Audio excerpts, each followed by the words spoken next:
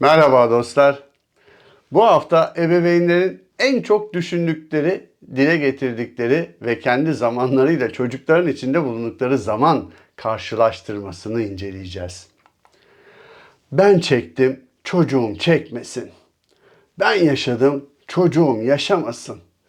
Bu cümlelerin içindeki olumsuzlukları hiç kimse istemez. Hele çocukları için asla.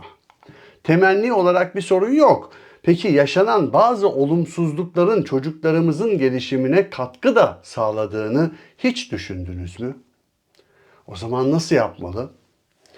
En doğru var mı? Varsa nedir? Çocukluk anılarını anlatan ebeveynler aman dikkat. Ben de böyleydim. Bilmem ne dersini hiç sevmezdim veya bilmem ne dersinden hep zayıf alırdım söylemi çocuğunuza ne kazandırır? Bunu duyan çocuğun o derste başarılı olma ihtimali var mı? Babam, annem de başarılı olamıyormuş. O zaman benim durum da normal. Sal gitsin. Çocukların başarısızlıklarıyla ilgili empati kurmak iyi gibi görünse de bu şekilde asla değil. Tabii bunun tersi de mümkün. Ben çok başarılıydım. Sen de benim gibi mutlaka başarmalısın. Daha başlamadan böyle bir şart size dayatılmış olsa siz nasıl hissedersiniz? Demek ki bu da yanlış. Çocuğunuzu yetiştirmek için kendinizden yola çıkmamanız gerekir. Onun farklı bir birey olduğunu, farklı deneyimlere sahip olduğunu ve olacağını, sizden değişik öğrenme şekilleriyle öğrendiğini kabul etmek, ilgi ve becerileri gibi bireysel farklarını göz önüne alarak onu kendinizle veya başkalarıyla karşılaştırma yanlışına düşmemek gerekir. Anne ve babaların model olduğunu unutmamaları ve söylemlerine de çok dikkat etmeleri gerekir. Örneğin okulda çok haylazdım dediğinizde bu samimi paylaşımınızın çocuğunuza ne kazandıracağını düşünüyorsunuz? Bu paylaşımla sadece potansiyel bir haylaz yaratmış olabilirsiniz. Çocuğunuzun okul öncesi yaşlarda öğrendiklerini nasıl önemsediyseniz ve bunu desteklediyseniz okula başladıktan sonra da öğrendiklerini önemsediğinizi belli etmelisiniz. Öğrendiklerini tekrar ettirerek olumlamak onlara iyi gelecektir. Ancak öğrenemediklerinin üzerine dururken de yapıcı olmak, motive etmek doğrusu olur. Ona meraklı oluşunun birinci derecede gerekli olduğu mesajını vermeli ve bu mesajı sürekli canlı tutmalısınız. Ne öğrendiğinden çok ne öğrenmediğiyle ilgilenmek hayati anlamda hata yapmanıza neden olabilir.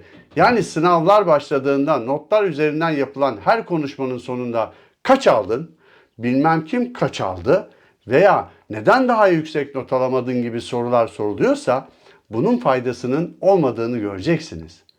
Bunu yapmayın. Onun ne öğrendiği ile ilgilendiğinizi düşünmesini sağlayın. Bazen yüksek, bazen düşük puan alınabilir. Belki sınav kötü hazırlanmış bir sınavdır.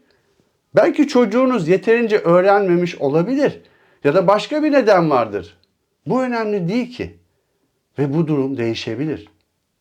Öğrenmenin yaşam boyu sürecek bir süreç olduğunu unutmayın.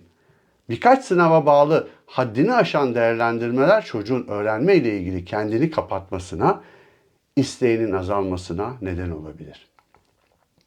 Eğitim öğretimde bir diğer önemli konu ise ekran bağımlılığı. Aman dikkat! Çocukların ekran bağımlısı olmasına asla izin vermeyin. Bebek yaşlarda televizyon ilgisini çekiyor ve sessiz sedasız izliyor diye göz yumduğunuz durum çocuğunuzun her geçen gün ona bağımlı olmasına neden olacaktır. Televizyon her akşam açılmak zorundaymış gibi bir ritüele de gerek yok. İzlenecekler konusunda seçici olun ki çocuğunuz da seçerek izlemeyi öğrensin. Aman efendim, bizim zamanımızda yoktu, alamadık. Ben çocuğuma en iyisini, en hızlısını alayım diye düşünerek bilgisayar alanlar siz de dikkat edin.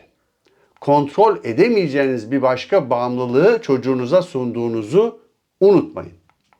Çocukların ilgi ve meraklarına göre bilgisayar kullandıkları bir gerçek ama maalesef birçoğu genellikle bilgisayar oyunlarını ve internet ortamında zaman geçirmeyi, daha doğrusu zaman öldürmeyi seviyor.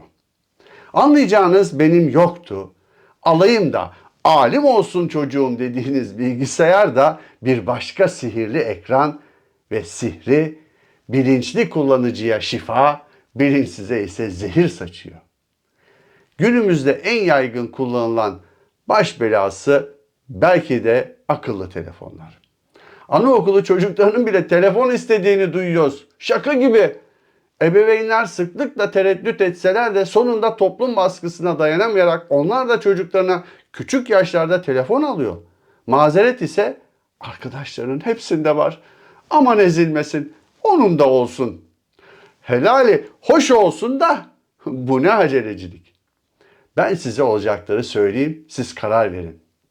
WhatsApp gibi mesajlaşılan programlarda mesaj çılgınlığına dahil olunacak. Arkadaşlarının yüzüne bile bakmayacak ve berbat bir yazım diliyle sosyalleşmeye çalışacak. Çoğu boş ve saçma sapan dedikodularla dolu sohbetler yapacak ama gerçek anlamda sohbet etmeyi unutacak. Mahremiyet nedir bilmeden kişisel bilgiler, görüntüler şaka adına paylaşılacak. Kabullenilmeye başlanacak bu durum. Bir anlamda değerler eriyecek. Bu arada hani iletişim amaçlı aldığınızı söylemiş ve her aradığınızda ona ulaşacağınızı zannetmiştiniz ya, yanıldığınızı göreceksiniz. Çünkü siz ne zaman arasanız ona ulaşamayacaksınız. Ekran bağımlılığı özellikle Türk toplumunun baş edemediği bir bela. Bu süreçleri yönetmek ilgi, takip ve sorumluluk gerektiriyor. Bu anlamda teknolojiyi amaca uygun kullanmayı öğretmek şart. Okuyun ve okutun. Her akşam elinize kitabınızı alarak çocuğunuza örnek olun. Mesela kitap okunmadan televizyon açmayın. Bana göre hiç açmayın ama yine de siz bilirsiniz. Kötü alışkanlıklar da bir şekilde ediniliyor.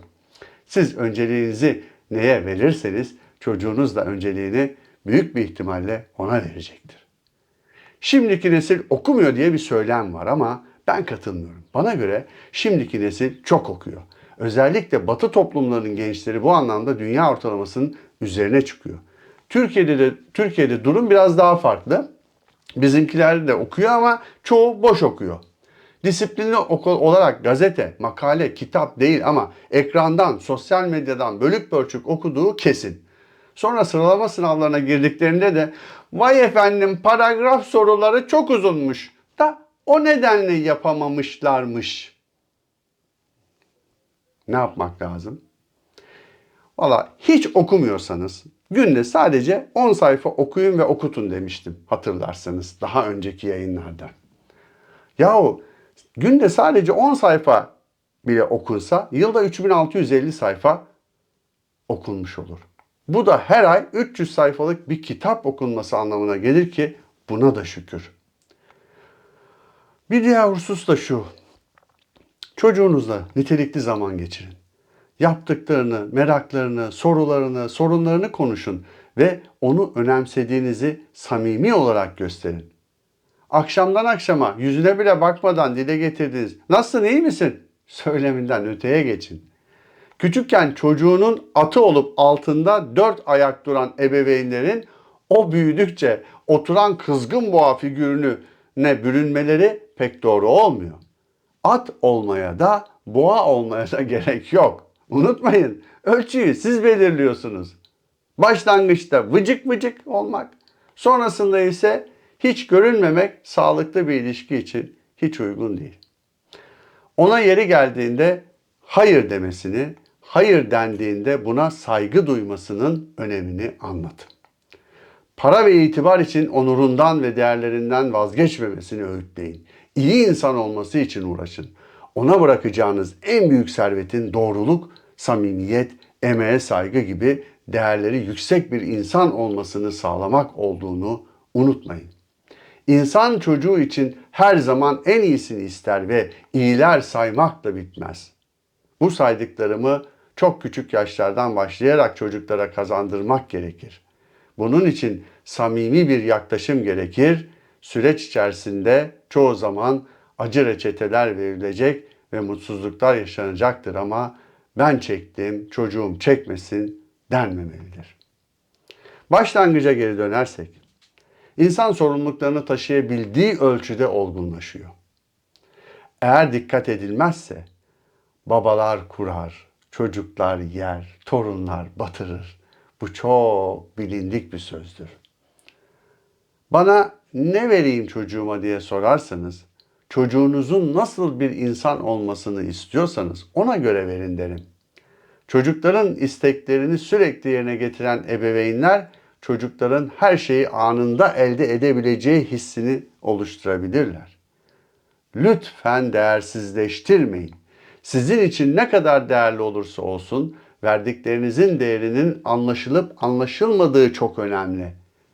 Aman efendim, bir tane çocuğum var, ona helal olsun adına sunulanların değeri bilinmediğinde çocuklarınızın ne kazandığını ve ne kaybettiğini anlamaya çalışın. İkilemde kaldığınızda ise kendinize şu soruyu sorun. Bir yabancı bu verdiğimi çocuğuma ne şartla verir? Elbette anne ve baba olmanın sorumlulukları, kan bağı ve aradaki koşulsuz sevgi sizi farklı kılmaya yetecektir ki bu da son derece normal. Ama lütfen abartmayın. Yani çocuğunuzun değer bilmediği durumlarda ona sınırlar koymanız gerektiğini unutmayın. Kontrolsüzlük her zaman başa beladır. Eğitim süreçlerinde mutlaka plan, program ve kontrollü yaklaşımlar gerekir. Sonuç olarak anne baba olmak zordur. Önce sizin sorumluluk almanız gerekir. Bunun için sınır çizen, hayır diyebilen ve dediğinin arkasında duran, çocuğuyla samimi ve nitelikli zaman geçiren ama gerçek rolünü unutmayan, değerlere önem veren, okuyan, ekran bağımlısı olmayan, üreten olmalısınız. Ancak olduklarınızı dayatmamalı ve olamadıklarınızı çocuğunuzdan beklememelisiniz. Ne diyelim? Kolay gelsin. Bu haftalık da bu kadar dostlar. Sağlıcakla kalın. Hoşça kalın.